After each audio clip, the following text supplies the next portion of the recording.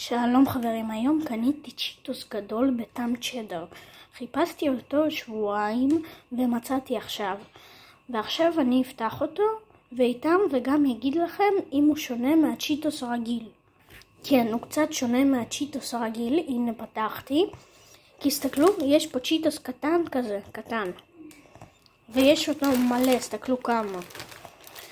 עכשיו אני אטעם אותו ואגיד לכם אם עדיף לקנות או לא.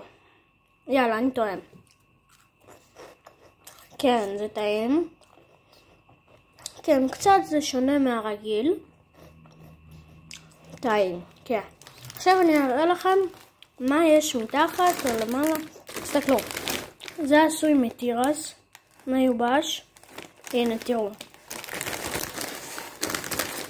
הנה, תסתכלו, זה מתירס. הנה.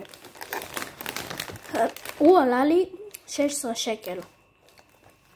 יש פה, הנה, תסתכלו, 130 גרם לחבילה. הייתי עוד פעם קונה את זה. כן, זה טעים. גם אתם יכולים לקנות. טוב, ביי.